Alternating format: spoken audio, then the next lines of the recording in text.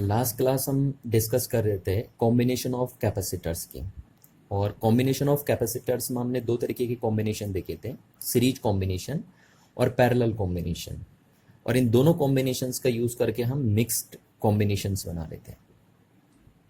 तो आज देखिए series and parallel combination of capacitor से रिलेटेड हम कुछ न्यूमेरिकल देखते हैं एनसीईआरटी बुक्स के, है ना। तो देखिए ये न्यूमेरिकल हम लेके चल रहे हैं एनसीईआरटी बुक्स का, क्वेश्चन नंबर 25 आपके एनसीईआरटी बुक्स का। और ये क्वेश्चन आपका series and parallel combination of capacitors पे बेस्ड है। तो देखिए क्वेश्चन क्या आपके, obtain the equivalent capacitance in the network in figure 2.35, है ना। तो इस नेटवर्क में या इस सर्किट में आपको इक्विवेलेंट कैपेसिटेंस कैलकुलेट करना है। इक्विवेलेंट मीन्स नेट कैपेसिटेंस इस नेटवर्क का आपको कैलकुलेट करना है। एंड कह रहा है फॉर अ 300 वोल्ट सप्लाई, जैसा आप दिख रहा है इस नेटवर्क में कि सप्लाई जो है वो 300 वोल्ट की है। तो determine the charge end voltage across each capacitor.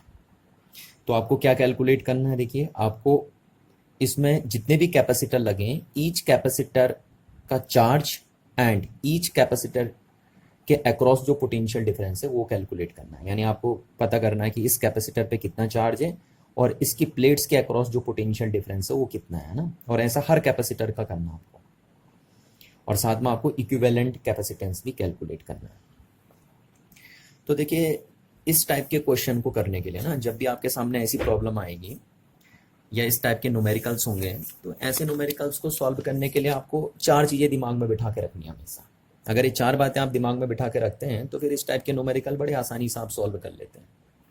और वो चार चीज़ें क्या है, देखिए उनको मैंने आपको लास्ट क्लास भी बताया था, एक बार दोबारा मैं रिवाइज कर दूँ कि देखिए अगर हमारे पास सपोज ये कैपेसिटर्स है ना, एक कैपेसिटर है C1 कैपेसिटेंस का, दूसरा कैपेसिटर है C2 कैपेसिटेंस का और तीसरा कैपेसिटर है C3 कैपेसिटेंस का।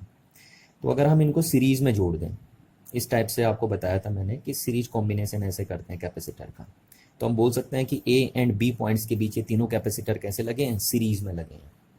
तो अगर हमें ए और बी पॉइंट्स के बीच इनका इक्विवेलेंट कैपेसिटेंस कैलकुलेट करना है, तो इनका इक्विवेलेंट कैपेसिटेंस कैलकुलेट करने का फॉर्मूला है 1/C1 + 1/C2 + 1/C3। इसी तरीके से अगर और भी होते हैं तो 1/C4 + 1/C5, इस तरीके से हो जाता है।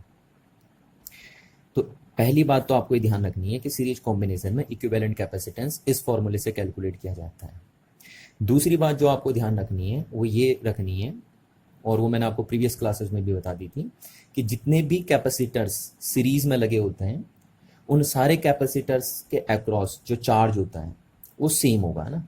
सारे कैपेसिटर्स में चार्ज की वैल्यू सेम होगी। अगर सपोज इस कैपेसिटर पे क्यू चार्ज है सीरीज कॉम्बिनेशन में, तो इस कैपेसिटर पे भी क्यू आएगा और इस कैपेसिटर पे भी क्यू आएगा। अगर सपोज इस कैपेसिटर पे Q1 चार्ज आ गया तो इस पे भी Q1 होगा और इस पे भी Q1 होगा। तो चार्ज की वैल्यू सीरीज कॉम्बिनेशन में जितने भी कैपेसिटर लगे होते हैं सब पे सेम होती है। दो बातें आपको ये सीरीज में ध्यान रखनी है। अच्छा, अब दो बातें आपको पैरेलल में ध्यान रखनी है। वो क्या है, देखिए कि अगर इन्हीं तीन कैपेसिटर्स को मैं ए पॉइंट्स और बी पॉइंट्स के बीच पैरेलली कनेक्ट कर दूं, ठीक है, जैसे ये कर दिया हमने, पहला कैपेसिटर, ये सेकंड कैपेसिटर और ये थर्ड कैपेसिटर, तो फिर इनका इक्विवेलेंट कैपेसिटेंस आप ए और बी पॉइंट्स के बीच कैसे कैलकुलेट करेंगे, है ना। तो इनका जो इक्विवेलेंट कैपेसिटेंस होगा इन तीनों कैपेसिटर्स का between points A and B, वो कितना हो जाएगा, C1 + C2 + C3। और ये फॉर्मूला मैंने लास्ट क्लास आपको कैलकुलेट करके भी बताया था, ठीक। तो तीसरी चीज़ आपको ये ध्यान रखनी है। और चौथी चीज़ आपको ध्यान रखनी है कि पैरेलल में जितने भी कैपेसिटर होते हैं हर कैपेसिटर के प्लेट्स के अक्रॉस पोटेंशियल डिफरेंस की वैल्यू क्या होती है, सेम होती है। सपोज ये जैसे यहाँ पे आपको दिख रहा है कि तीनों कैपेसिटर पैरेलल में लगे हैं, तो सपोज हम मान लेते हैं कि इस कैपेसिटर की प्लेट्स के अक्रॉस अगर पोटेंशियल डिफरेंस V है, तो इस कैपेसिटर की प्लेट्स के अक्रॉस भी पोटेंशियल डिफरेंस कितने होने वाला है, V होने वाला है, और इसके अक्रॉस भी कितना होने वाला है, V होने वाला है ना। पैरेलल में potential difference across each capacitor क्या होता है, सेम होता है, और सीरीज में चार्ज सेम होता है, ठीक है। तो ये चार बातें आपको ध्यान रखनी है, दो बातें सीरीज के लिए और दो बातें पैरेलल के लिए। और अगर आप ये चार बातें ध्यान में रखते हैं तो फिर इस टाइप के न्यूमेरिकल लगाने में आपको कोई दिक्कत नहीं आती है। अच्छा, ये अब देखते हैं हम इस न्यूमेरिकल को कैसे सॉल्व करेंगे ना। तो इस न्यूमेरिकल में आपको क्या करना था, एक तो इक्विवेलेंट कैपेसिटेंस कैलकुलेट करना था इस पूरे नेटवर्क का, और दूसरा ईच कैपेसिटर के अक्रॉस चार्ज और पोटेंशियल डिफरेंस आपको कैलकुलेट करना है। तो पहले हम इक्विवेलेंट कैपेसिटेंस कैलकुलेट कर लेते हैं इस नेटवर्क का। तो देखिए थोड़ा सा इस प्रॉब्लम को समझने के लिए हम कुछ पॉइंट्स के नेम दे देते हैं ना। ये पॉइंट्स का नेम मैंने दे दिया सपोज ए, और इस पॉइंट का नेम मैंने दे दिया बी, और इस पॉइंट्स का नेम मैंने क्या दे दिया डी। ये सिर्फ कन्वीनियंट के लिए रखा है मैंने ना, ये कुछ नेम दे दिया मैंने ताकि चीज़ों को समझना आसान हो जाए। तो देखिए पहले हम इस नेटवर्क का इक्विवेलेंट कैपेसिटेंस कैलकुलेट करते हैं। तो ये आपका लगा C1 कैपेसिटर। अब देखिए जरा पहले है ना, अगर आपको इसका पहले इक्विवेलेंट निकालना है तो आपको इसको पहले नेटवर्क को छोटा करना है और इसमें इक्विवेलेंट देखना है। तो देखिए आपको दिख रहा है कि ए एंड बी पॉइंट्स के बीच ये दोनों कैपेसिटर्स कैसे लगे हैं, आपके सीरीज में कनेक्टेड हैं। तो अगर हम इन दोनों कैपेसिटर्स का इक्विवेलेंट कैपेसिटेंस निकाले between points A and B, तो कितना हो जाएगा देखिए। अगर ये 200 पिकोफैराड का है और ये 200 पिकोफैराड का है, तो मैंने आपको बताया था कि अगर दोनों सेम हो तो जो नेट होगा वो क्या होगा, इंडिविजुअल का हाफ हो जाएगा। तो इन दोनों का जो नेट कैपेसिटेंस आएगा between points A and B, वो हो जाएगा आपका कितना, 100 पिकोफैराड का, इन दोनों का ना, क्योंकि दोनों सीरीज में लगे हैं। तो इन दोनों का जो नेट निकलेगा वो ऐसे निकलेगा, और वो किस फॉर्मूले से निकलेगा, C equivalent is equals to C1 into C2 upon C1 plus C2। तो यहाँ पे C2 C3 है, तो यहाँ पे C2 C3 और C2 C3 रखेंगे। आपको पता है ना, जब दो कैपेसिटर सीरीज में लगे होते हैं तो उनका इक्विवेलेंट कैपेसिटेंस हम ऐसे निकालते हैं। तो ये हो गया, उससे ये 100 आ जाएगा, कैलकुलेट कर सकते हैं। और इसको मैं क्या लिख लेता हूँ देखिए, क्योंकि सेकेंड कैपेसिटर और थर्ड कैपेसिटर का ये इक्विवेलेंट कैपेसिटेंस है, तो इसलिए मैंने इसको C23 लिख दिया है ना। C23 is the equivalent capacitance of C2 and C3 capacitor. और ये C1 कैपेसिटर आपके पास 100 पिकोफैराड का, ये, और ये कैपेसिटर आपका एज इट इज लगा हुआ है C4।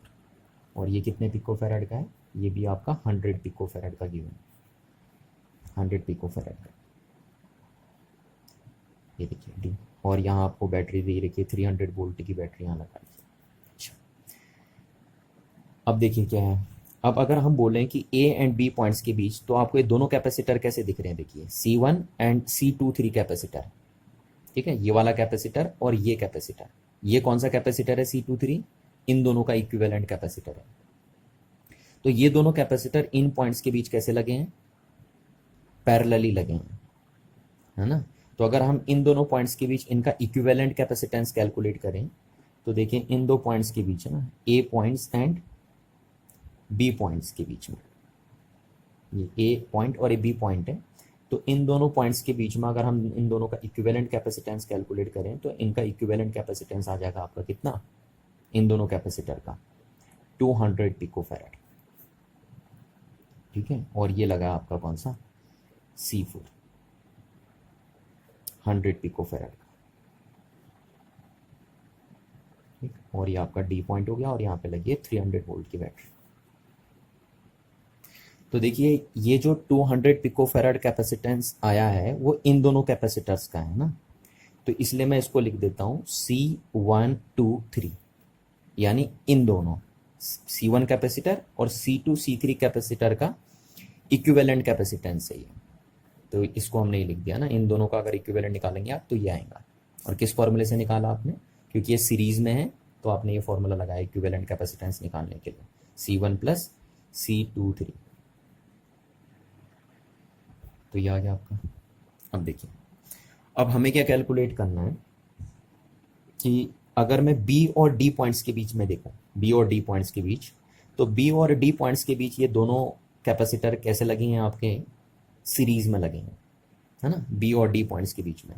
तो इनका इक्विवेलेंट कैपेसिटेंस जो आएगा, जिसको हम रिजल्टेंट कैपेसिटेंस भी बोलेंगे ना, इस पूरे नेटवर्क का जो इक्विवेलेंट कैपेसिटेंस आएगा, तो कितना आएगा देखिए, ये दोनों सीरीज में लगे हैं, तो C4 into C123 divided by C4 plus C123, यही तो फॉर्मूला लगाते हैं हम सीरीज में इक्विवेलेंट कैपेसिटेंस निकालने के लिए।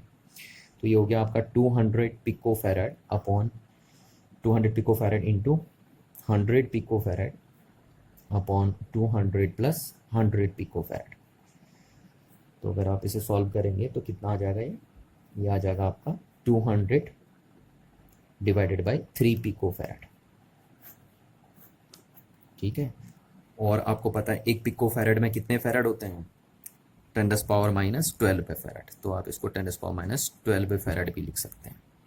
तो ये इस पूरे नेटवर्क का इक्विवेलेंट कैपेसिटेंस आ गया है। ठीक है ना, इस पूरे नेटवर्क का आपने क्या निकाल दिया, इक्विवेलेंट कैपेसिटेंस।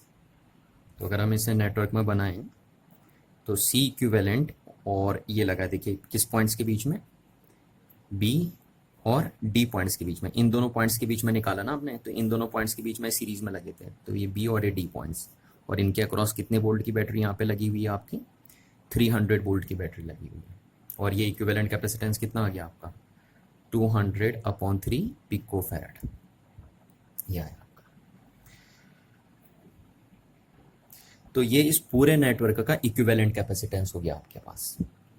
अच्छा, अब आपको पता है कि इक्विवेलेंट कैपेसिटेंस ये है और इतने वोल्ट की बैटरी यहाँ लगी हुई है, तो क्या आप बता सकते हैं कि ये बैटरी इस कैपेसिटर से कितना चार्ज ड्रॉ करेगी, है ना, या ये बैटरी आप ये बोल सकते हैं कि इस कैपेसिटर को कितना चार्ज यहाँ पे डेवलप करेगी इस बैटरी पे, इस कैपेसिटर पे ये बैटरी।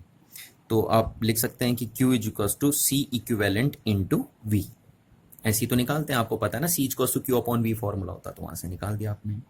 ये कौन सा चार्ज है, ये वो चार्ज है जो इस इक्विवेलेंट कैपेसिटर से ये बैटरी क्या कर रही है, ड्रॉ कर रही है ना, या ये बोल सकते हो कि ये वो चार्ज है जो ये बैटरी इस कैपेसिटर पे डेवलप कर रही है, इस इक्विवेलेंट कैपेसिटर पे डेवलप कर रही है।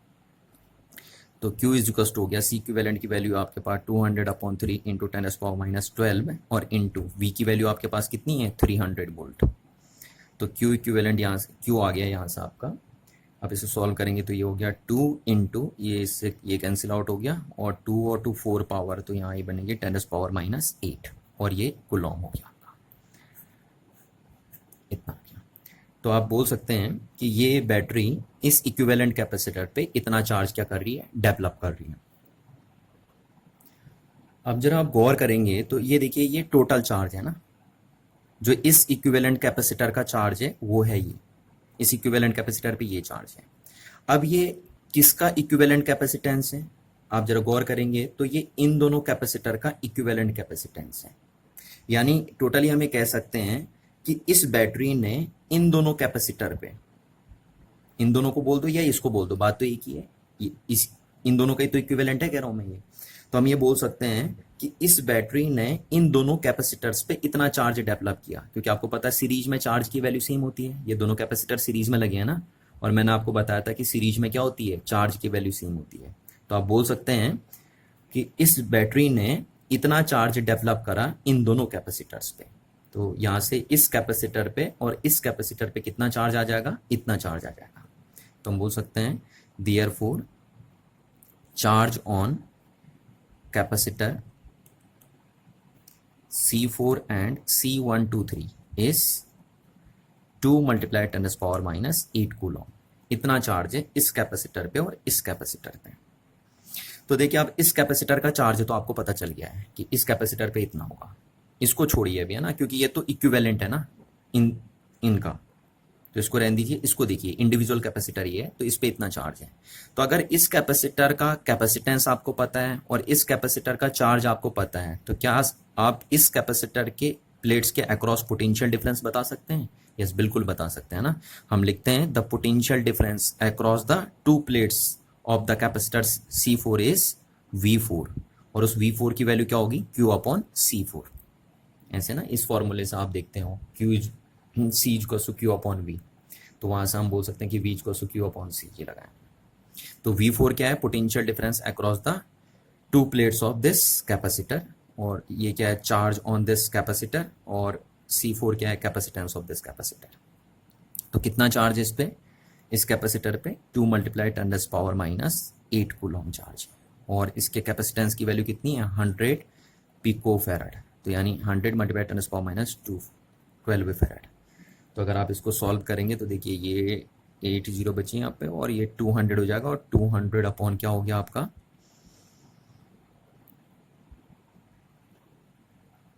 ये बना आपका, इसको अगर आप सॉल्व करोगे तो ये कितना आएगा आपका 200 बन गया ना, तो ये आ जाएगा आपका 200 वोल्ट। देखिए 200 वोल्ट अगर आप इसे सॉल्व करेंगे तो यानी इस कैपेसिटर के अक्रॉस जो पोटेंशियल डिफरेंस होगा वो कितना हो जाएगा 100 वोल्ट।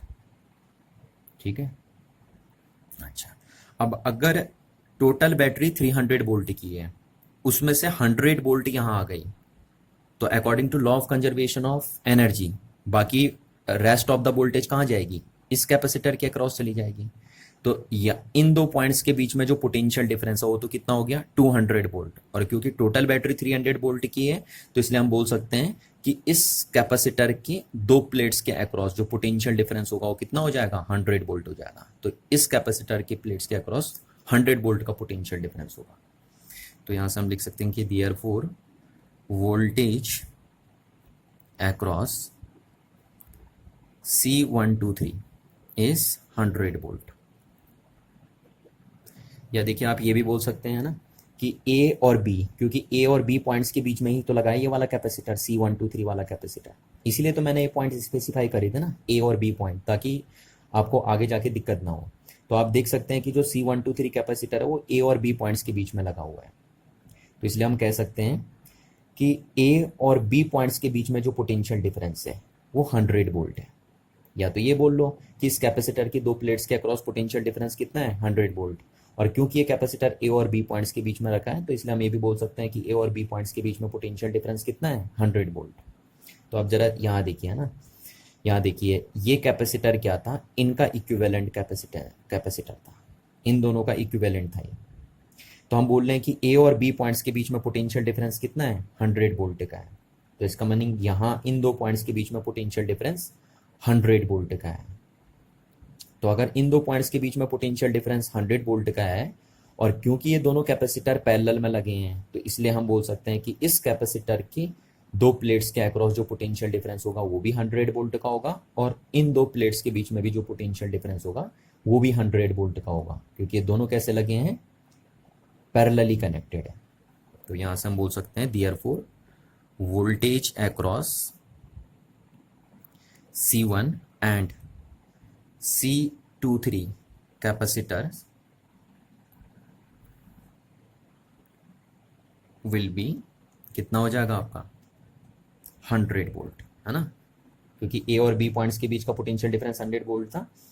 तो ये तो इसलिए इस कैपेसिटर के अक्रॉस भी पोटेंशियल डिफरेंस कितना हो जाएगा 100 वोल्ट, और इसके अक्रॉस भी कितना हो जाएगा 100 वोल्ट, है ना, क्योंकि ये दोनों कैपेसिटर इन्हीं दो पॉइंट्स के बीच में लगे हैं। तो इसके अक्रॉस भी पोटेंशियल डिफरेंस 100 वोल्ट, इसके अक्रॉस भी पोटेंशियल डिफरेंस 100 वोल्ट।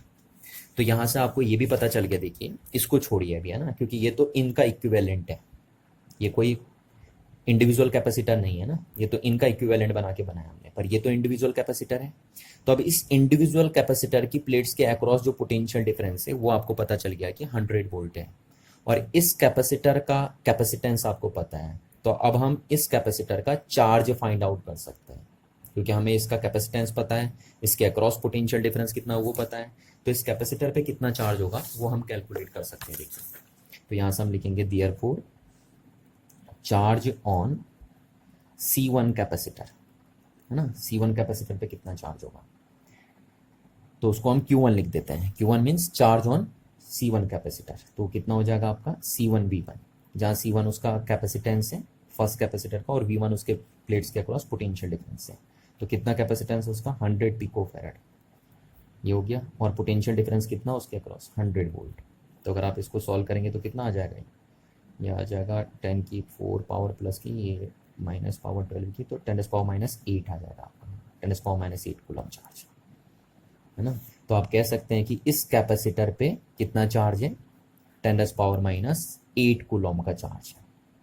ठीक, तो इस कैपेसिटर का चार्ज भी आपने पता कर लिया, इसके अक्रॉस पोटेंशियल डिफरेंस भी आपने पता कर दिया, और इसके भी कर दिया। अब बचे कौन से, ये दो कैपेसिटर, इन दोनों कैपेसिटर के अक्रॉस आपको क्या पता करना, अब चार्ज भी और पोटेंशियल डिफरेंस भी। तो देखिए हमें ये तो पता हो गया ना कि इन दो पॉइंट्स के बीच में जो पोटेंशियल डिफरेंस है वो कितना है 100 वोल्ट। तो हम चाहे तो शॉर्टकट भी ये बोल सकते हैं, क्योंकि दोनों कैपेसिटर बराबर हैं तो इसलिए जो 100 वोल्ट होगी वो हाफ हाफ डिवाइड हो जाएगी।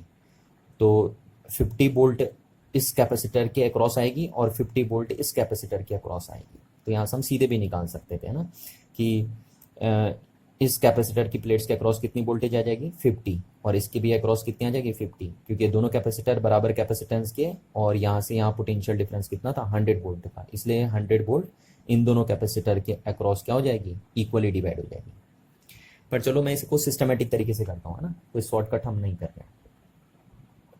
तो देखिए सिस्टमेटिक अटेम्प्ट में हम क्या करेंगे, हमें पता है कि इन दो पॉइंट्स के बीच में टोटल पोटेंशियल डिफरेंस कितना है 100 वोल्ट का है, और इन दो पॉइंट्स के बीच में जो टोटल कैपेसिटेंस है वो 100 पिकोफैरड का है। तो क्या हम बता सकते हैं कि कितना चार्ज फ्लो हो रहा होगा यहाँ पे, है ना, इस ब्रांच में कितना चार्ज फ्लो हो रहा होगा। तो यहाँ से मैं बोल सकता हूँ कि charge on C2 and C3 capacitor, क्योंकि चार्ज तो दोनों में बराबर ही आएगा ना, है ना, क्योंकि सीरीज में लगे हैं तो दोनों में चार्ज बराबर होगा, सीरीज में चार्ज सेम होता है। तो charge on C2 and C3 capacitor इस कितना हो जाएगा, देखिए इस कितना चार्ज हो जाएगा, हम बोल सकते हैं C23 इंटू जो इनके अक्रॉस पोटेंशियल डिफरेंस है, तो इनके अक्रॉस पोटेंशियल डिफरेंस कितना है, potential difference across point A and B, ये हो गया। तो इस फॉर्मूले को आपको ध्यान से देखना है ना, ये चार्ज है किसके अक्रॉस, सेकंड कैपेसिटर के अक्रॉस बोल दो या थर्ड कैपेसिटर के अक्रॉस बोल दो, एक ही बात है, क्योंकि दोनों में चार्ज तो सेम ही आएगा। तो हमने यहाँ का चार्ज कैसे निकाला कि कितना चार्ज यहाँ फ्लो हो रहा होगा, इस ब्रांच का इक्विवेलेंट कैपेसिटेंस इनटू यहाँ जो पोटेंशियल डिफरेंस है इसके अक्रॉस वो लिख दिया। तो अगर आप इस ब्रांच का इक्विवेलेंट कैपेसिटेंस लिखते हैं और उसको मल्टीप्लाई कर देते हैं इसके अक्रॉस जो पोटेंशियल डिफरेंस है, तो इस ब्रांच में कितना चार्ज फ्लो होगा वो आप कैलकुलेट कर सकते हैं। यहाँ से देखिए ये हो गया। तो Q2 इसको आप बोल सकते हैं C23 की वैल्यू कितनी थी 100 पिकोफैरड, ये हो गया आपका। और इसके अक्रॉस जो पोटेंशियल डिफरेंस था वो कितना था 100 वोल्ट का। तो यहाँ से आप इसे सॉल्व करेंगे अगर, तो ये भी आएगा आपका 10⁻⁸ कूलॉम, है ना। तो आप कह सकते हैं कि इस कैपेसिटर पे जो चार्ज है वो कितना है 10⁻⁸ कूलॉम। और सिमिलरली अगर इस पे चार्ज 10⁻⁸ कूलॉम हुआ, तो क्योंकि इसके साथ ये सीरीज में लगा है तो इस पे भी चार्ज कितना हो जाएगा 10⁻⁸ कूलॉम। तो थर्ड कैपेसिटर का चार्ज भी आया 10⁻⁸ कूलॉम, और सेकंड कैपेसिटर का चार्ज भी आया 10⁻⁸ कूलॉम। अब हमें क्या निकालना है, इनके प्लेट्स के अक्रॉस पोटेंशियल डिफरेंस, ठीक है। तो आपको पता है कि इस कैपेसिटर पे चार्ज कितना है और इसका कैपेसिटेंस कितना है, तो मैं इस कैपेसिटर के अक्रॉस क्या निकाल सकता हूँ, पोटेंशियल डिफरेंस कैलकुलेट कर सकता हूँ। तो देयरफॉर हम यहाँ से लिखेंगे potential difference across the C2 capacitor इस कितना हो जाएगा आपको, है ना। तो पोटेंशियल डिफरेंस आप कैसे निकालते हैं, पोटेंशियल डिफरेंस आप निकालते हैं Q/C से। तो किसके अक्रॉस पोटेंशियल डिफरेंस निकाल लें आप, C2 कैपेसिटर के अक्रॉस, तो इसलिए मैं इसको V2 लिख देता हूँ। V2 means potential difference across this capacitor, ये लिख दिया हमने। और इस पे जो चार्ज है और इसका जो कैपेसिटेंस है, तो सेकेंड कैपेसिटर पे जो चार्ज हो कितना है, अब ये भी आपने निकाला है 10⁻⁸ कूलॉम, और उसका कैपेसिटेंस कितना है 200 पिकोफैरड, तो 200 इंटू 10⁻12। तो अगर आप इसे सॉल्व करोगे तो देखिए ये कितना आएगा आपका, ये कैंसिल आउट होगा और ये बचेगा 100/2, और 100/2 ये हो गया आपका 50 वोल्ट, देखिए ठीक है ना। तो इस कैपेसिटर की प्लेट्स के अक्रॉस जो पोटेंशियल डिफरेंस होगा वो कितना आ गया आपका 50 वोल्ट। तो सिमिलरली आप कह सकते हैं कि इस कैपेसिटर की प्लेट्स के अक्रॉस भी फिर पोटेंशियल डिफरेंस कितना होगा आपका 50 वोल्ट होगा, है ना। तो इस तरीके से देखिए आपने क्या किया, ईच कैपेसिटर का चार्ज और ईच कैपेसिटर की प्लेट्स के अक्रॉस आपने क्या कैलकुलेट कर लिया, पोटेंशियल डिफरेंस कैलकुलेट कर लिया, है ना। और इक्विवेलेंट कैपेसिटेंस भी आपने कैलकुलेट कर लिया। तो आप सारे डेटा को चाहो तो एक साथ भी लिख सकते थे, है ना। ये क्या है, equivalent capacitance of this network, ठीक। ये क्या है, potential difference across this capacitor. उसके बाद हमने क्या निकाला था, ये चीज, ये क्या है, चार्ज ऑन दिस कैपेसिटर, ठीक। उसके बाद आपने ये कैलकुलेट किया था, this is a charge on first capacitor and 100 volt is a potential difference across this capacitor, ये आपने कैलकुलेट किया था। फिर Q2 क्या था, ये क्या था, ये charge on second and third capacitor and 50 volt is the potential difference across this capacitor and this capacitor. तो ये सारा डेटा आपका निकल के आ गया। ठीक है, आपने हर कैपेसिटर पे चार्ज और हर कैपेसिटर की प्लेट्स के अक्रॉस पोटेंशियल डिफरेंस कैलकुलेट कर लिया है। तो आप चाहो तो डेटा को एक टेबल बना के भी लिख सकते हो, जितने भी आंसर आपके आए हैं ना। चलिए अब एनसीईआरटी का एक क्वेश्चन और देखते हैं ना। ये देखिए एक क्वेश्चन हम और लेके चलते हैं, क्वेश्चन नंबर 23। ये देखिए, आप ध्यान से देखिए इस क्वेश्चन का ना। तो क्वेश्चन नंबर 23 हम लेके चलने हैं अब एनसीईआरटी का, इसको भी करते हैं। ये भी series and parallel combination of capacitor से रिलेटेड क्वेश्चन आपका, तो काफ़ी प्रैक्टिकल क्वेश्चन ही है, इसलिए मैंने इसको चूज करना पसंद किया। तो देखिए क्वेश्चन क्या है, an electrical technician require the capacitance of 2 microfarad.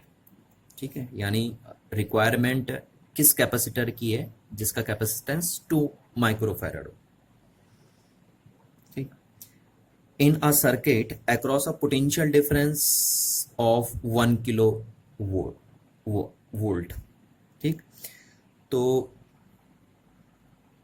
आपके पास जो बैटरी लगी है वो 1 किलो वोल्ट की लगी है। ठीक है, या 1000 वोल्ट की बैटरी लगी है, आप ये बोल सकते हैं। अ लार्ज नंबर, चलो इस क्वेश्चन को मैं लिख लेता हूँ पहले थोड़ी देर, है ना, तो फिर समझने में आसानी हो। चलिए, तो देखिए क्वेश्चन मैंने यहाँ लिख दिया ना, कॉपी में लिख दिया है, अब इससे आसानी होगी थोड़ा सा। तो देखिए अब पढ़ते हैं हम क्वेश्चन, है ना। क्या था हमारा question, an electric technician require a capacitance 2 microfarad, यानी टेक्नीशियन को 2 माइक्रोफैराड का कैपेसिटर चाहिए in a circuit across a potential difference 1000 volt. ठीक, और सर्किट में जो पोटेंशियल डिफरेंस अप्लाई हो रखा है वो 1000 वोल्ट का अप्लाई हो रखा है। A large number of 1 microfarad capacitor are available to him. ठीक है, तो ठीक है, सारे जो अवेलेबल हैं कैपेसिटर उनका कैपेसिटेंस है 1 माइक्रोफैराड, जबकि रिक्वायरमेंट टेक्नीशियन को कितने की है, 2 माइक्रोफैराड की है, और बैटरी 1000 वोल्ट की ही लगानी है सर्किट में। बट अवेलेबल सारे 1 माइक्रोफैराड के कैपेसिटर हैं, are available to him, each of which can withstand potential difference not more than 400 volt. यानी कहने का मीनिंग है कि इंडिविजुअल जो कैपेसिटर है 1 माइक्रोफैराड का, वो 400 वोल्ट ही सफर कर सकता है मैक्सिमम वोल्टेज। यानी अगर आप 400 वोल्ट से ज़्यादा पोटेंशियल डिफरेंस 1 माइक्रोफैराड के कैपेसिटर्स को दोगे तो वो डैमेज हो जाएगा आपका। तो 1 माइक्रोफैराड का कैपेसिटर मैक्सिमम कितनी वोल्टेज के साथ विथस्टैंड कर सकता है, 400 वोल्ट के साथ विथस्टैंड कर सकता है। अगर इससे ज़्यादा वोल्टेज आप 1 माइक्रोफैराड के कैपेसिटर को देंगे तो वो डैमेज हो जाएगा आपका। और जबकि सर्किट में आपको कितना पोटेंशियल डिफरेंस मेंटेन रखना है, 1000 वोल्ट का पोटेंशियल डिफरेंस वहाँ पे मेंटेन रखना है, और जबकि 1 माइक्रोफैराड का कैपेसिटर मैक्सिमम इससे ज़्यादा नहीं सफ़र कर पाएगा। अच्छा, suggest a possible arrangement that require the minimum number of capacitor. तो आपको आप अरेंजमेंट बताना है ना, कि कैसा अरेंजमेंट करेंगे हम इस चीज को अचीव करने के लिए जिसमें आपके minimum number of capacitors use होंगे। तो मिनिमम नंबर ऑफ कैपेसिटर्स का यूज करके आपको ये रिक्वायरमेंट फुलफिल करनी है। तो देखिए काफी अच्छा क्वेश्चन है ना, भी प्रैक्टिकल क्वेश्चन है आपका। तो देखिए बहुत सारे बच्चों के दिमाग में तो ये क्वेश्चन आ गया होगा कि सर ये तो बहुत ही आसान क्वेश्चन है, हमारे पास अवेलेबल है 1 माइक्रोफैराड की कैपेसिटर। ठीक है, ऐसे बहुत सारे कैपेसिटर हमारे पास 1 माइक्रोफैराड के अवेलेबल है ना, जितने भी आपको चाहिए, और आपको बनाना कितने का है, 2 माइक्रोफैराड का। तो कह रहा है कैसे बनाएं, और minimum number of capacitor use करके, यानी 1 माइक्रोफैराड के मिनिमम नंबर ऑफ कैपेसिटर आपको यूज करने और आपको उनसे 2 माइक्रोफैराड का कैपेसिटर बनाना है। तो बच्चे सोचते हैं कि बड़ा आसान है ना, आपको पता है कि अगर हम 2 कैपेसिटर्स को पैरेलल में लगा देते हैं, 1 माइक्रोफैराड एंड 1 माइक्रोफैराड के, इन 2 पॉइंट्स के बीच में, ये पॉइंट्स ए हो गया और ये पॉइंट्स बी हो गया, तो इन दोनों का जो इक्विवेलेंट बनेगा वो 2 माइक्रोफैराड का बन जाएगा। बड़ा सिंपल है ना, बहुत ही आसान क्वेश्चन है। इतना आसान क्वेश्चन देखिए एडिशनल एक्सरसाइज में कैसे दे दिया कि आपके पास 1 माइक्रोफैराड के कैपेसिटर अवेलेबल थे और उनसे आपको 2 माइक्रोफैराड का कैपेसिटर बनाना है। तो आप मिनिमम कितने नंबर ऑफ कैपेसिटर का यूज करके मिनिमम 1 माइक्रोफेरेड के कितने कैपेसिटर यूज करके आप 2 माइक्रोफेरेड का कैपेसिटर बना सकते हो। तो हमने बोल दिया 2। आंसर बड़ा सिंपल है। पर आप एक चीज भूल रहे हैं, देखिए वो कह रहा है सर्किट में कि जो पोटेंशियल डिफरेंस है वो कितने का है। पोटेंशियल डिफरेंस यानी जो बैटरी लगी है सर्किट में, वो जब आप 2 माइक्रोफेरेड का कैपेसिटर बनाने वाले हो तो पोटेंशियल डिफरेंस उस टाइम मेंटेन रहना चाहिए सर्किट में 1000 वोल्ट का। ठीक है, तो अगर हम 1000 वोल्ट का पोटेंशियल डिफरेंस इस सर्किट में मेंटेन रखते हैं तो आप खुद ही सोचिए, देखिए कि इन दो पॉइंट्स के बीच यानी पोटेंशियल डिफरेंस कितना हो जाएगा 1000 वोल्ट। अगर इन दो पॉइंट्स के बीच पोटेंशियल डिफरेंस 1000 वोल्ट है तो दोनों कैपेसिटर क्या लगे हैं, पैरेलल में लगे हैं, तो इसके अक्रॉस भी पोटेंशियल डिफरेंस कितना आ जाएगा 1000 वोल्ट, और इसके अक्रॉस भी पोटेंशियल डिफरेंस कितना आ जाएगा आपका 1000 वोल्ट। और आपको पता है कि 1 माइक्रोफेरेड का, ये क्वेश्चन में ही दिया है, देखिए 1 माइक्रोफेरेड का कैपेसिटर 400 वोल्ट से ऊपर सफर कर ही नहीं सकता है। और जबकि आपने इस अरेंजमेंट में कितनी वोल्टेज सप्लाई कर दी है, इसको 1000 वोल्ट सप्लाई कर दी है ना।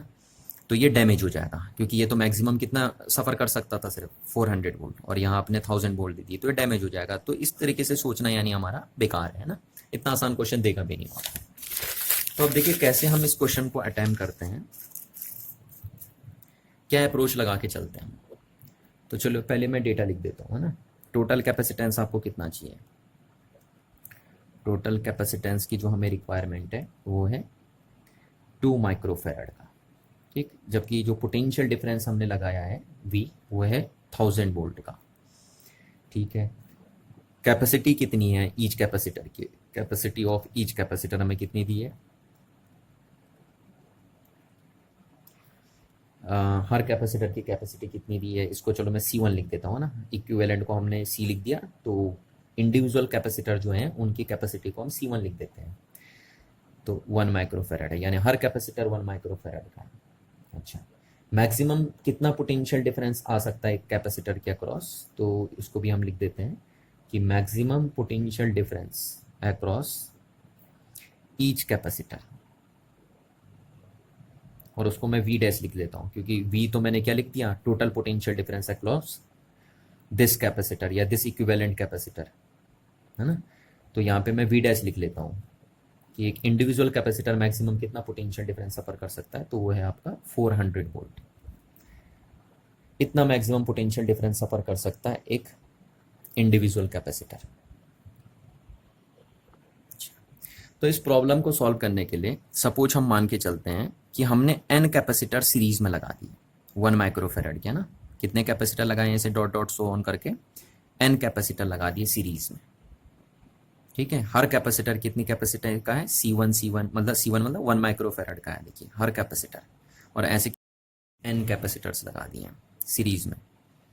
तो एक रो में हमारे पास कितने कैपेसिटर लगे हैं, n कैपेसिटर लगे हैं, और ऐसे n कैपेसिटर की अगर एक रो है तो ऐसे हम इसके m रोज बना देते हैं सपोज, ठीक है। कितने रोज बना देते हैं हम ऐसे डॉट डॉट सो ऑन करके,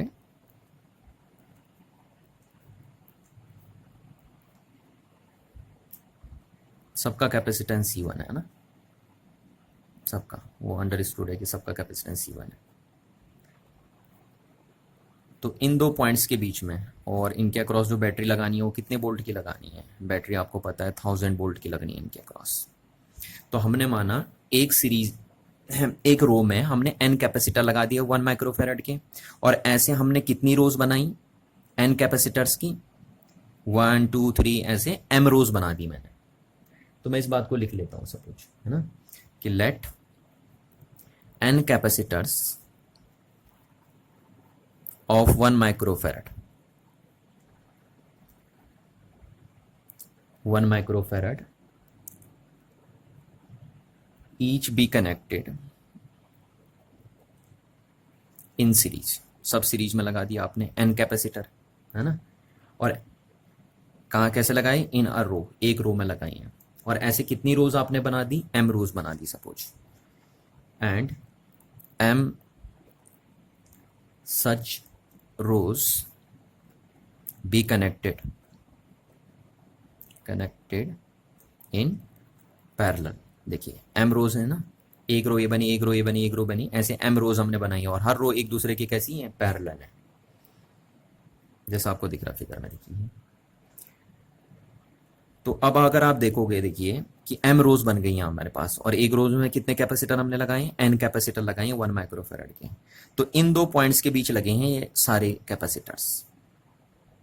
तो आप देखो कि अगर इन दो पॉइंट्स के बीच आपने 1000 वोल्ट की बैटरी लगाई है तो इन दो पॉइंट्स के बीच में पोटेंशियल डिफरेंस कितना हो जाएगा, 1000 वोल्ट, है ना। और अगर इन दो पॉइंट्स के बीच में पोटेंशियल डिफरेंस 1000 वोल्ट होगा तो आप देखो कि हर एक रो इन दो पॉइंट्स के बीच में लगी है, जितनी भी रोज बन रही है एन कैपेसिटर्स की, वो इन दो पॉइंट्स के बीच में ही लगी पड़ी है। तो इसलिए हर रो के अक्रॉस, इस रो के अक्रॉस, इस रो के अक्रॉस, इस रो के अक्रॉस, इस रो के अक्रॉस जो वोल्टेज होगी कितनी होगी, 1000 वोल्ट ही होगी, है ना, क्योंकि सारी रोज इन्हीं दो पॉइंट्स के बीच में लगी हैं। तो यहां से हम बोल सकते हैं कि as potential difference across each row is 1000 volt. हर रो के अक्रॉस जो पोटेंशियल डिफरेंस होगा वो 1000 वोल्ट होगा। और ध्यान से अगर आप देखेंगे तो यहां से यहां तक अगर वोल्टेज 1000 वोल्ट है तो ये 1000 वोल्ट वोल्टेज जो होगी वो इन कैपेसिटर्स के अंदर क्या होगी, डिवाइड होगी, क्योंकि आपको पता है ये कैपेसिटर सीरीज में लगे हैं और सीरीज में पोटेंशियल डिफरेंस क्या होता है, डिफरेंट डिफरेंट होता है ना। तो यहां से यहां तक एक रो में जो पोटेंशियल डिफरेंस है वो है 1000 वोल्ट। अब ये 1000 वोल्ट इन एन कैपेसिटर्स में क्या होगा, डिवाइड होगा। और क्योंकि ये सारे कैपेसिटर्स क्या हैं, इक्वल कैपेसिटेंस के हैं, इसलिए जो 1000 वोल्ट है वो इन एन कैपेसिटर्स में क्या हो जाएगी, इक्वली डिवाइड हो जाएगी। तो अगर मेरे को कैलकुलेट करना है कि ईच कैपेसिटर के अक्रॉस जो पोटेंशियल डिफरेंस आ रहा है वो कितना होगा, तो हम कैसे कैलकुलेट करेंगे, therefore potential difference across each capacitor. देखिए हर कैपेसिटर के अक्रॉस जो पोटेंशियल डिफरेंस होगा वो कितना आएगा, तो यहां से यहां तक पोटेंशियल डिफरेंस कितना है, 1000 वोल्ट है, ठीक है। और ये 1000 वोल्ट पोटेंशियल डिफरेंस कितने कैपेसिटर्स में डिवाइड हो रहा है, एन कैपेसिटर्स में डिवाइड हो रहा है, ठीक है। तो अगर हम 1000 वोल्ट्स को एन कैपेसिटर्स में डिवाइड कर देंगे, n capacitor number of capacitor से डिवाइड कर देंगे तो हमारे पास क्या निकल के आएगा, हमारे पास निकल के आएगा potential difference across each capacitor, ठीक है, ये आएगा। और potential difference across each capacitor हम कितना लेके चले, मैक्सिमम वी डैश लेके चले, इतना ही तो लेके चले, इससे ज़्यादा हमें लेके नहीं चलना। और इसकी वैल्यू कितनी है, 400 वोल्ट, इससे ज़्यादा नहीं होना चाहिए, ये जो भी आंसर आएगा इससे ज़्यादा नहीं होना चाहिए इसका, 400 वोल्ट का। तो यहाँ से आप बोल सकते हैं कि हम एन कैलकुलेट कर लेते हैं, तो एन की वैल्यू कितनी हो जाएगी, यहाँ से देखिए, ठीक है, इन 2 जीरोस, ये 2 जीरोस कैंसिल आउट हो गए आपके, और ये एन इज कॉस्ट हो जाएगा आपका 10/4,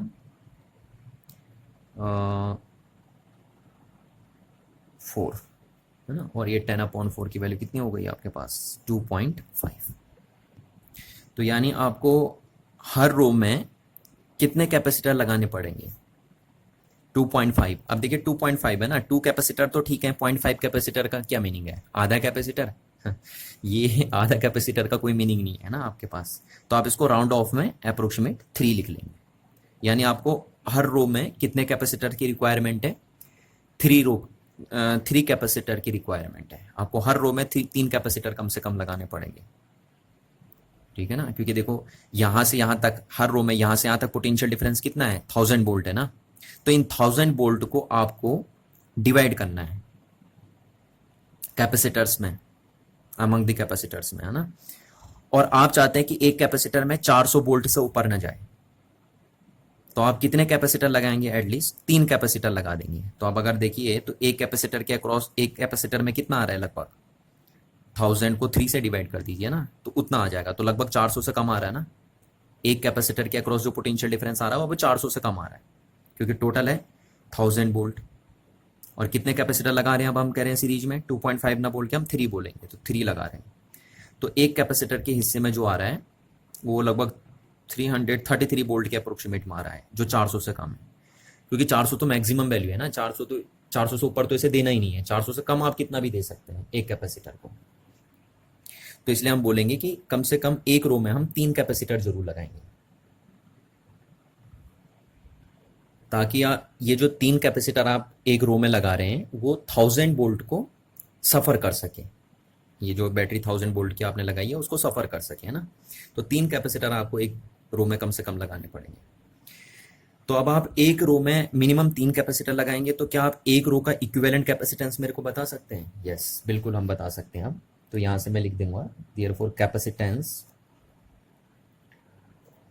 ऑफ ईच रो, क्योंकि आपको पता है एक रो में मैक्सिमम 3 ही लगाने हैं आपको, है ना। वैसे तो 2.5 से काम चल जाएगा आपका, पर 2.5 कैपेसिटर का कोई सेंस नहीं बनता, तो हम 3 लगाएंगे पूरे। तो therefore the capacitance of each row of 3 capacitor, 3 ही कैपेसिटर तो लगे हैं, ऑफ 1 माइक्रोफेरेड के, 1 माइक्रोफेरेड के तो लगा ईच कैपेसिटर। और कहाँ से लगे हैं? सारे सीरीज में लगे हैं, है ना। 3 कैपेसिटर लगाने हैं आपको,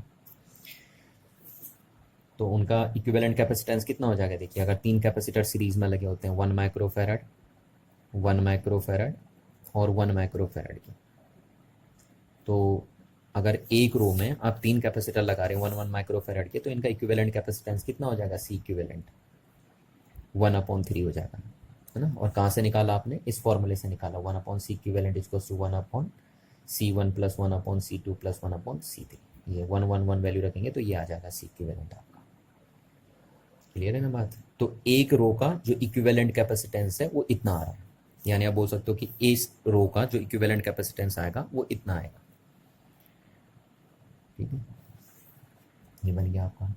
अच्छा, अब ऐसे 3 इस रो में लगे होंगे, 3 इस रो में लगे होंगे, 3 इस रो में लगे होंगे, ऐसे लगे होंगे, है ना। तो ऐसे कितनी रोज हमने बनाई थी? मैंने आपको शुरू में कहा था हमने m रोज बनाई थी। तो अगर हम पूरा कैपेसिटेंस निकालें, ओवरऑल सर्किट का कैपेसिटेंस निकालें, हर रोज में कितने लगाने हमें? एटलीस्ट 3 लगाने ना, तो 3 3 3 ऐसे करके m रोज हमने बनी है। तो अगर हमें पूरे सर्किट का इक्विवेलेंट कैपेसिटेंस निकालना है तो वो कैसे निकलेगा? देखिए, तो हम बोलेंगे therefore total capacitance of m सच रोज, है ना। एक रो कितने की बन रही है? 3 कैपेसिटर की बन रही है ना, और ऐसे हमने m रोज बनाई है, और ये सारी कैसी लगी हैं? In parallel. तो उनका इक्विवेलेंट कैपेसिटेंस कैसे आएगा? सी इक्विवेलेंट, है ना। फर्स्ट रो का कैपेसिटेंस प्लस सेकेंड रो का कैपेसिटेंस प्लस ऐसे करके ये थर्ड रो का कैपेसिटेंस, ऐसे डॉट डॉट डॉट शो करके m रोज का कैपेसिटेंस। तो देखिए, एक रो का कैपेसिटेंस कितना है?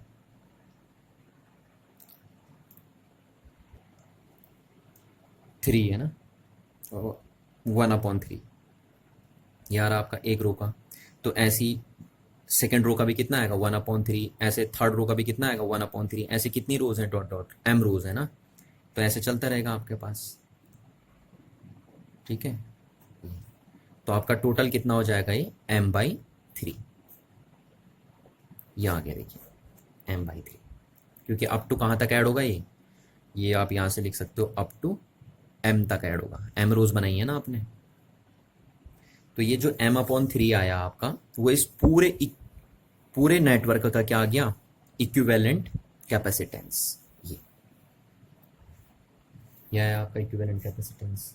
अब आपको पता है रिक्वायरमेंट क्वेश्चन की क्या कह रही थी कि जो इक्विवेलेंट कैपेसिटेंस है वो 2 माइक्रोफेरेड का होना चाहिए। तो हम ये बोल सकते हैं कि जो हमारा इक्विवेलेंट कैपेसिटेंस है ये 2 माइक्रोफेरेड का होना चाहिए, है ना। यही तो आया हमारा पास, और ये सब माइक्रोफेरेड में ही था, ये वैल्यू माइक्रोफेरेड में थी, इसलिए इसको भी हम माइक्रोफेरेड में लिखेंगे। ठीक है, तो होगा यानी m की वैल्यू कितनी आनी चाहिए? यहाँ से 2 × 3, यानी कितनी आनी चाहिए? 6। ठीक हो गया। तो और m क्या बता रहा था? m बता रहा था नंबर ऑफ रोज। तो यानी कितनी रो बनानी है आपको? 6 रोज बनानी है, और एक रो में कितने कैपेसिटर लगने हैं? एटलीस्ट 3 कैपेसिटर लगाने हैं। और कितनी रोज आपको बनानी पड़ेंगी? 6 रोज बनानी पड़ेंगे, ऐसे 3 3 की, है ना। तो 3 कैपेसिटर एक रो में, 3 एक में, 3 एक में, 3 एक में, तो हर रोज में 3 3 कैपेसिटर, और ऐसे आपको 6 रोज बनानी पड़ेगी। तो टोटल नंबर ऑफ कैपेसिटर आपके कितने यूज होंगे? तो therefore total number of capacitors, है ना, कितनी कैपेसिटर्स की इसमें रिक्वायरमेंट होगी आपको? देखो, एक रोज में लग रहे हैं n, और ऐसी कितनी रोज हैं? m रोज हैं, तो इतने कैपेसिटर यूज होंगे आपके टोटली। और n की वैल्यू कितनी है? 3 × m की वैल्यू कितनी आई? 6। तो यानी 18 कैपेसिटर एटलीस्ट आपको चाहिए। ठीक है ना, इस अरेंजमेंट को अगर आपको करना है, तो आपको मिनिमम 18 कैपेसिटर्स चाहिए, यानी हर रो में 3 3 लगाने हैं, और ऐसी 6 रो अगर आप बनाएंगे तो ये अरेंजमेंट आप अचीव कर सकेंगे। कौन सा अरेंजमेंट? जिस अरेंजमेंट का इक्विवेलेंट कैपेसिटेंस कितना आएगा, 2 माइक्रोफैराड, और जिस अरेंजमेंट में बैटरी लगी हो आपकी 1000 वोल्ट की। तो इस तरीके से आपको इस क्वेश्चन को सॉल्व करना है ना। तो आई होप इस टाइप के और भी क्वेश्चन आप करेंगे, और मुझे उम्मीद है कि अब एनसीईआरटी के इन न्यूमेरिकल्स को अटेम्प्ट करेंगे। देखिए, है ना, मैं आपको एग्जाम्पल बता देता हूँ, इन एग्जाम्पल्स को आपको अटेम्प्ट करना है, एटलीस्ट आप करेंगे इनको जरूर। देखिए, ये बोर्ड के लेवल में पूछे जाते हैं क्वेश्चन, तो इनको आप खुद करेंगे। देखिए, एनसीईआरटी में एग्जाम्पल्स दिए हैं ना, तो ये एग्जाम्पल नंबर 2.9 और एक क्वेश्चन आपका और दिया है, ये एग्जाम्पल नंबर 2.10। इन क्वेश्चनों को आप खुद से अटेम्प्ट करेंगे, बिल्कुल इसी तरीके से करने जो मैंने आपको ये 2 क्वेश्चन बताए, इसी तरीके से आपको ये एग्जाम्पल नंबर 2.10 एंड सेकंड मैंने कौन सा कहा था आपका 2.9, इनको अटेम्प्ट करना आपको। Thank you everyone.